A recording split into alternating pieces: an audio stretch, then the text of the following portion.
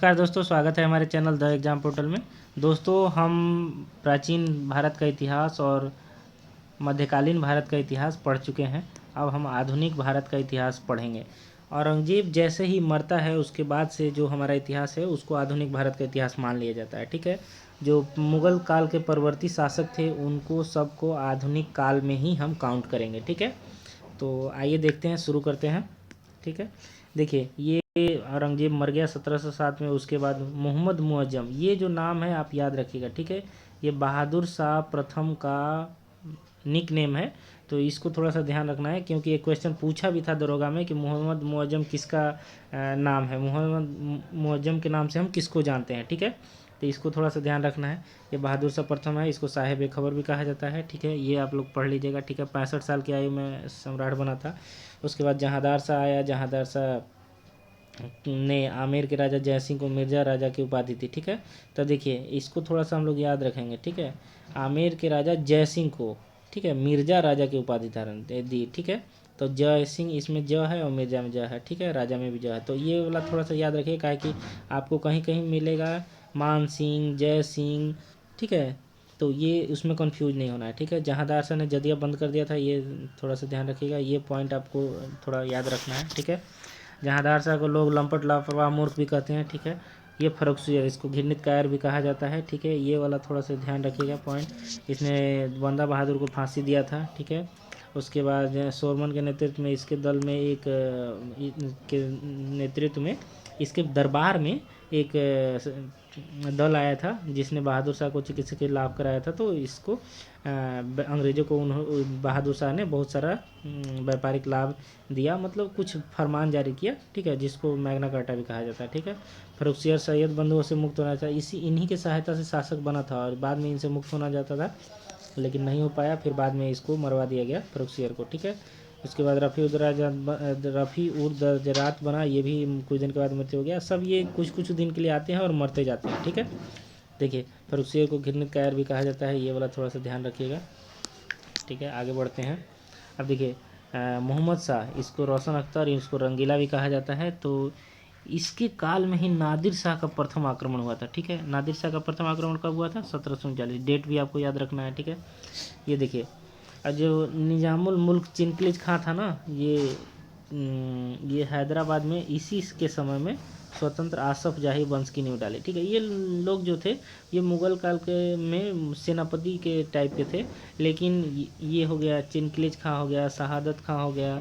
तो ये लोग जो ना तो चाहते थे कि मुग़ल सत्ता को फिर से स्थापित किया जाए, लेकिन चूंकि दरबार में इतना षड्यंत्र हो रहा था कि फिर बाद में ये निराश होकर अपने अपने क्षेत्र में जाकर राज्य की स्थापना, जैसे शहादत खां गया तो अवध में स्थापना किया, चिनकलिज खां जाके हैदराबाद में स्थापित कर लिया, ऐसे ही। ठीक है, अब देखिए नादिर शाह फारस का शासक, मतलब ईरान का शासक था और 1739 में आक्रमण किया।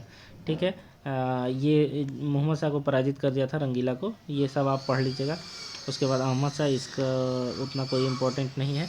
ठीक है, लेकिन ये वाला थोड़ा सा ध्यान रखिएगा, जो मैंने इसको जो सर्किल किया है उसको आप लोग थोड़ा सा ध्यान रखिएगा। ठीक है, आलमगीर द्वितीय, इसी काल में प्लासी का युद्ध हुआ था, मैंने लिख दिया है यहाँ पे। तो इस तरीके से ना चीज़ों को कनेक्ट करना है कि इसके काल में प्लासी का, अगर मान लीजिए कोई पूछा कि प्लासी के युद्ध के समय मुगल सम्राट कौन था, तो आलमगीर द्वितीय था। बक्सर के युद्ध के समय कौन था, तो शाह आलम द्वितीय था। ये सारा आप लोग पढ़िएगा। ठीक है, इलाहाबाद की संधि हुई है, तो इलाहाबाद की 2 संधि हुई है, प्रथम और द्वितीय, दोनों को आपको पढ़ लेना है। ठीक है, और अगर इसमें नहीं दिया है तो आप क्या कीजिए ना कि कहीं दिया हुआ हो तो इसके ऊपर में ही यहाँ पे लिख दीजिए इलाहाबाद की प्रथम संधि और द्वितीय संधि। ठीक है, अकबर द्वितीय अंग्रेजों के संरक्षण में शासक बनने वाला पहला प्रथम बादशाह था, ये वाला पॉइंट ध्यान रखना है। ठीक है, देखिए जो मैंने इसमें 2 बार अगर ऐसे पिन मारा है ना तो समझिए कि वो इम्पोर्टेंट है। ठीक है, तो ये आप लोग थोड़ा ध्यान रखिएगा।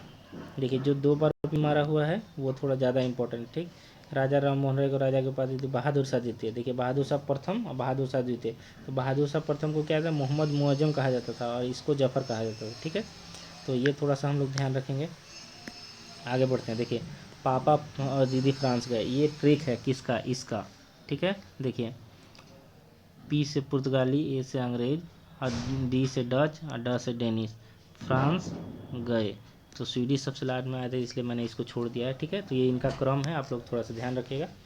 ठीक है। अब ये देखिए पुर्तगाली अब्दुल मजीद ये वाला इसकी सहायता से आया था वास्को डी गामा, ये थोड़ा सा ध्यान रखना है। ये सब तो बहुत इजी है, आप लोग याद कर लीजिएगा, ठीक है। मैंने इसमें टिक भी लगा दिया है। अब देखिए यहाँ है हाँ एक चीज़ है, ये पुर्तगालियों में ना सबसे पहला कौन आया था गवर्नर, ये आप लोग याद रखिएगा, ठीक। तो इसको याद करने के लिए यहाँ ट्रिक है, अम्मी अबू नानी पुर्तगाल गए, ठीक है। देखिए अम्मी से क्या होगा, अल्मीडा, ठीक। सबसे पहले कौन आया था, अल्मीडा, ठीक है, अल्मीडा आया था। उसके बाद कौन आया था, अबू, तो उसके बाद कौन आया था, अबू कर्क, ठीक है। देखो सबसे पहले अल्मीडा आया, उसके बाद अबू कर्क आया, ठीक। और नानी नीनो दो कुन्हा, तो ये नानी हो गया, ठीक। ये पुर्तगाल गए तो मतलब पुर्तगालियों के गवर्नर थे, ये तीनों का क्रम है, ठीक है। आप ठीक है। और किसके जो आया था वो कौन सा इंपॉर्टेंट काम किया, ये थोड़ा सा ध्यान रखना चाहिए, क्योंकि क्वेश्चन ये पूछा था कि बीजापुर के शासक से किसने छीना था गोवा, तो अबू कर्क ने छीना था, तो ये थोड़ा सा ध्यान रखिएगा आप लोग, ठीक है। आप देखिए ये डच वाला आप लोग पढ़ लीजिएगा, ठीक है। ये वाला भी पढ़ लीजिएगा, पानीपत का दूसरा युद्ध, ठीक है। 1556 में प्रिंटिंग प्रेस का स्थापना हुआ, उसी समय पानीपत का दूसरा युद्ध भी हुआ था, ठीक है। ये थोड़ा सा डच वालों का उतना कुछ ज़्यादा है नहीं, फिर बाद में चले गए थे, तो ये थोड़ा सा ध्यान रखेंगे हम लोग, ठीक है। अब देखिए अंग्रेज़ों ने बेदरा में बेदर्दी से डचों को हरा दिया, ठीक। ये थोड़ा सा लाइन आप लोग ध्यान रखिएगा, क्योंकि बेदरा ही अंतिम युद्ध था डचों के साथ, और बेदरा में एक बार डचों को हरा दिया तो पूरी तरीके से उनका सत्ता यहाँ से समाप्त हो गया, ठीक है। वो सारे बस्ती अंग्रेज़ों को बेच कर चलेगा, ठीक है। अब देखिए अंग्रेज़ हैं, ये अंग्रेज़ सबसे इम्पोर्टेंट है, क्योंकि भारत में ये लगभग 200 साल शासन करेंगे, इसलिए ये इम्पोर्टेंट है, इसको थोड़ा सा आप लोग ध्यान रखिएगा, ठीक है। किस मुग़ल सम्राट, जब यहाँ ईस्ट इंडिया कंपनी की स्थापना हो रही थी उस समय मुग़ल सम्राट कौन था, और वहाँ पे ब्रिटेन में सम्राट कौन था, ये याद रखना है। फिर ये कहीं भी जेम्स का कोई सम्राट का नाम आएगा, उस समय उस सम्राट के शासनकाल में कोई इंसिडेंट हुआ होगा, तो उस सम्राट का नाम भी याद रखेंगे, ठीक है। देखिए हॉकिंस कब आया था, 1608 से 13 में, कहीं कहीं 1609 से भी 13 लिखा हुआ है, कोई दिक्कत नहीं है। आप इसको थोड़ा सा दोनों ध्यान रखिएगा, ठीक है। 8 हो या 9 हो, आया तो था 8 से 13 तक रहा था, ठीक है। ये हो गया। अब देखिए और ये कहाँ गया, आगरा में, ये आगरा के दरबार में उपस्थित हुआ था, यही मैं बताना चाह रहा था पीछे जब जहांगीर पढ़ा रहा था, ये जब आया था ना तो आगरा के दरबार में गए थे, लेकिन जब सर टॉमस रो आया तो ये अजमेर के दरबार में गया था, ठीक है। तो ये थोड़ा सा आप लोग ध्यान रखिएगा, ठीक है। अब देखिए ये हो गया। उसके बाद एक चीज़ और मैं आपको बता दूं, एक मिनट थोड़ा इसको, हाँ देखिए मद्रास को ना फोर्ट सेंट जॉर्ज कहा जाता था, ठीक है। मद्रास को फोर्ट सेंट जॉर्ज कहा जाता था, फोर्ट सेंट जॉर्ज कहा जाता है, कलकत्ता को फोर्ट विलियम कहा जाता है, ये थोड़ा सा ध्यान रखिएगा। अब देखिए ये वाला थोड़ा सा पढ़ लेना है, ठीक है, जो जो मैंने टिक लगाया है। देखिए मॉडर्न हिस्ट्री को ना थोड़ा अच्छे से पढ़ना है, ठीक है, ज़्यादा आसान भी होता है और ज़्यादा इसमें कोई थ्योरी वगैरह नहीं है या ज़्यादा टफ भी नहीं है, तो आराम से आप पढ़ सकते हैं, ठीक है। ये निशान कहा जाता था उनके व्यापारिक विशेषाधिकार को, ये पढ़ लीजिएगा। फोर्ट विलियम कलकत्ता को कहा जाता है, ये रख लिया। किसने नींव रखा, ये याद रखना है। उस समय बंगाल का सूबेदार कौन था, ये भी याद रखना है, ठीक है। ये सब थोड़ा ध्यान रखिएगा। अब बाकी जो थोड़ा बहुत फैक्ट छूट रहा है ना, वो एसपीडी में आपको मिल जाएगा, एसपीडी का जो जीएस है, तो वो लास्ट में एक बार पढ़ना है, अभी नहीं बताऊंगा मैं कब पढ़ना है उसको, ठीक है। अब देखिए यूरोप की कोई फैक्ट्रियाँ, इसको याद कर लिए, एक आध गो याद कर लीजिए, ज़्यादा नहीं। पुर्तगाली, डच और अंग्रेज़ी इतना याद कर लिए, फ्रांसीसी को याद कर लीजिए, ज़्यादा कुछ है नहीं, थोड़ा सा ध्यान रखेंगे तो याद हो जाएगा, ठीक है। अब देखिए बाजीराव प्रथम एवं निजामुल मुल्क कौन सा युद्ध हुआ था, पालखेड़ा का युद्ध हुआ था, ये थोड़ा सा मैंने लिख दिया है इसमें, शायद ये कहीं से मुझे मिला था इसलिए मैंने यहाँ लिख दिया है, ठीक है। अब देखिए फ्रांसीसी भी इम्पोर्टेंट थे, क्या कि अंग्रेज और फ्रांसीसी दो ही शक्तियाँ थी जो यहाँ पे मतलब शासन कर रही थी। उसके बाद फ्रांसीसी कुछ दिनों के बाद अंग्रेज़ों से हार गए सप्तवर्षीय युद्ध में, तो फिर फ्रांसीसी का प्रभुत्व थोड़ा कम हो गया, फिर अंग्रेज़ों का ही प्रभुत्व भारत में रहा, ठीक है। तो ये थोड़ा सा ध्यान है। फिर इनका जो है ना सिर्फ व्यापार तक ये सीमित रह गया, ठीक है, राजनीतिक शक्ति के रूप में ये समाप्त हो गया, ठीक है। अब देखिए ये आंग्ल कर्नाटक युद्ध या कर्नाटक या आंग्ल फ्रांसीसी युद्ध, ये ना इसको आंग्ल फ्रांसीसी युद्ध भी कहा जाता है और कर्नाटक युद्ध भी, क्योंकि कर्नाटक में ज़्यादातर ये युद्ध लड़ा गया अंग्रेज और फ्रांसीसियों के बीच में, ठीक है। ये थोड़ा सा ध्यान रखिएगा, ठीक है। अब देखिए इसमें क्या हुआ ना कि मैंने आपको बताया था ना कि पहले थोड़ा सा ये नवीन स्वायत्त राज्य पढ़ लेते हैं, फिर उसके बाद मैं एक चीज़ बताता हूँ। जब मुगल साम्राज्य कमज़ोर हो रहा था तो वहाँ के जो जो अमीर थे या सरदार थे, जो सेनापति वगैरह के काम करते थे, तो मैंने बताया था ना, चिनकिलेज खां, शहादत खां, जिनको बुरहानुल मुल्क कहा जाता है, उस टाइप के लोग सब लोग जाके अपना अपना राज्य स्थापित कर लेते हैं। कोई बंगाल में जाता है, कोई अवध में जाके करता है, कोई हैदराबाद में करता है। तो इस टाइप से, तो वैसे ही मराठों का भी उदय हुआ। तो मराठों में क्या, पेशवा शक्ति का उदय हुआ। ठीक, तो ये पेशवा के बारे में पढ़ लीजिएगा, ज़्यादा इम्पोर्टेंट नहीं है, सिर्फ इसमें पढ़ना है कि बालाजी विश्वनाथ के काल में कौन सा इंसिडेंट हुआ, बालाजी प्रथम जो थे उनके काल में क्या क्या हुआ। ठीक, मराठा परिसंघ किसके काल में बना था, बाजीराव प्रथम में। पालखेड़ा का युद्ध किस में, बाजीराव प्रथम। ठीक है, इसके बीच हुआ था निजाम उल मुल्क, वही हैदराबाद वाला। तो इसमें निजाम हार गया था। ठीक है, मराठे विजयी हुए थे। बालाजी बाजीराव, ठीक है, पानीपत की तीसरी लड़ाई कहा जाता है कि बालाजी बाजीराव, इस पे मूवी भी बना था, बाजीराव मस्तानी। और इसके काल में ये जो जितना भी युद्ध लड़ा था ना, उसमें मैक्सिमम 99% युद्ध ये जीता हुआ था। अंतिम युद्ध जो था मराठों का के साथ लड़ा गया। और ये चूँकि उस युद्ध में प्रत्यक्ष रूप से भाग नहीं लिया, ये दक्षिण में ही था। और चूँकि सेना जब वहाँ पे हार जाती है तो ये दिल का दौरा पड़ने से, मतलब इनको इतना आघात लगा कि हम एक भी युद्ध नहीं हारे और मराठों अफ़गानों से हार गए, मतलब वो अहमद शाह अब्दाली से हार गए। तो बड़ा दुखी हुआ और इसकी मृत्यु हो गई। ठीक है, ये थोड़ा सा ध्यान रखिएगा।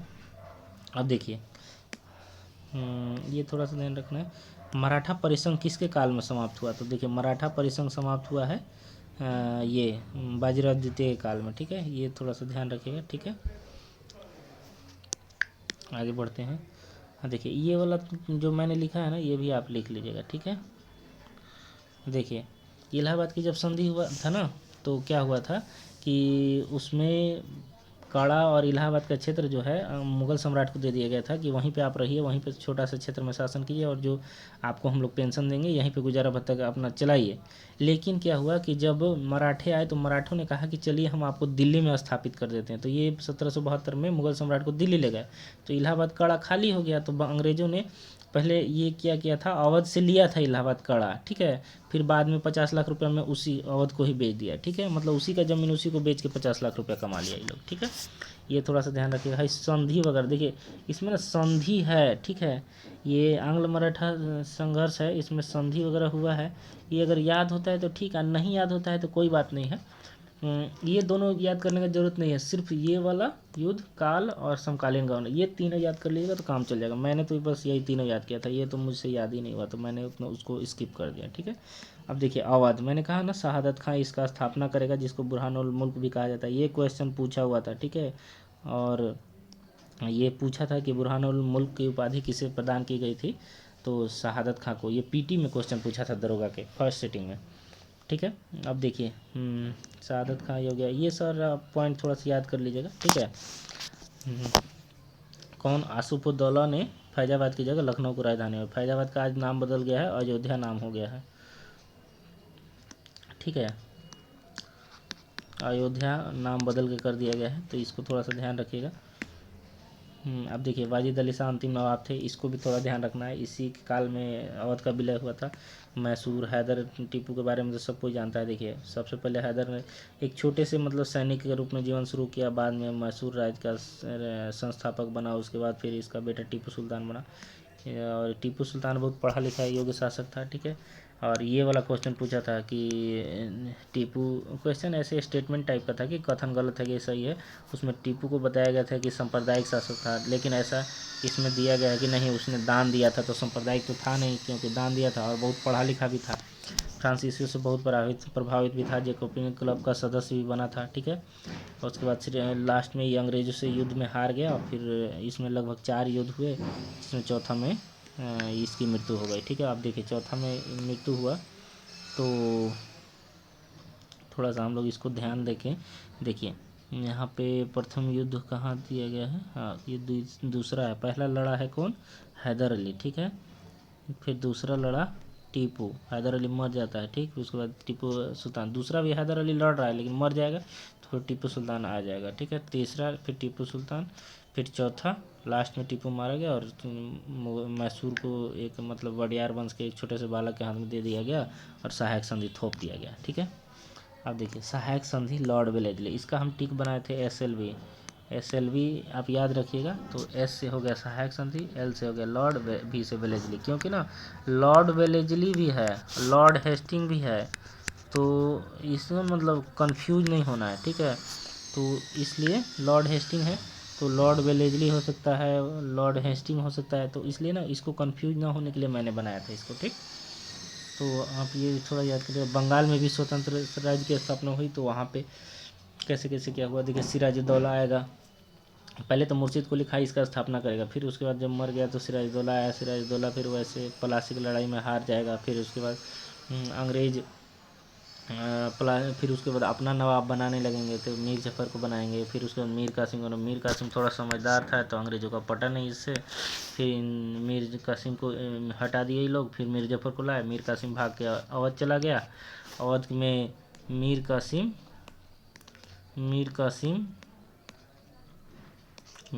प्लस अवध का नवाब और वहीं पे मुग़ल सम्राट भी रह रहा था, ठीक है, शाह आलम द्वितीय। तो ये तीनों मिल के लड़ेगा बक्सर का युद्ध और अंग्रेज इन तीनों को हरा देंगे। कहा जाता है कि पलासी की लड़ाई से दरवाज़ा खुला था, लेकिन बक्सर के युद्ध ने यह साबित कर दिया कि अंग्रेज ही वो हैं जिनको मतलब पूरे भारत पर शासन कर सकते हैं, ठीक है। सबसे बड़ी शक्ति के रूप में अंग्रेज उभर के आए, क्योंकि अंग्रेज़ों ने 3 शक्तियों को हरा दिया। पहला अवध के नवाब को, दूसरा मीर कासिम को, बंगाल के भगोड़े नवाब को, और चौथा मुग़ल सम्राट को भी, ठीक है। तो उसके बाद बहुत सारा संधि हुआ, इलाहाबाद की प्रथम संधि, द्वितीय संधि, तो ये थोड़ा सा आप लोग ध्यान रखिएगा, ठीक है। आगे बढ़ते हैं। देखिए अब यहाँ पे ये समाप्त हो जाएगा। उसके बाद अब ये शायद PDF ख़त्म हो गया, 7 पेज था। और ये आप लोग ना इलाहाबाद की प्रथम संधि में क्या हुआ था, दूसरे संधि में क्या हुआ था, और हाँ पहला और दूसरे संधि में क्या हुआ था, ये थोड़ा सा ध्यान रखिएगा। द्वैत शासन, देखिए ये DBH लिखे हैं ना, द्वैत शासन, D से द्वैत शासन, V से बारंग, S से हेस्टिंग। तो ये थोड़ा सा आप लोग ट्रिक याद रखिएगा कि कंफ्यूज हुए तो फिर आपका 1 नंबर गया। सिंपल सा क्वेश्चन है, ज़्यादा कंफ्यूज होता है आदमी, ठीक है। ये दीवानी कार्यों के लिए कैसे नियुक्ति हुआ था। देखिए जब बक्सर का युद्ध मतलब जीत गए अंग्रेज, तो क्या किया अंग्रेज़ों ने एक सिस्टम लाया। उसमें कहा है ना कि निजामत मतलब न्याय वगैरह प्रशासन करने का जितना अधिकार होगा ना, सब मुग़ल सम्राट के जिम्मे दे दिया गया, मतलब उसके नाम पे होता था। और टैक्स वसूलने का अधिकार, जहाँ पैसा कमाने का बाद जहाँ बात आता था, वो अंग्रेज अपने हाथ में ले लेते थे, ठीक। तो टैक्स अंग्रेज वसूलते थे, और जो न्याय करने का, प्रशासन करने का, ये सारा काम जो है नवाब मतलब मुग़ल सम्राट को दे दिए।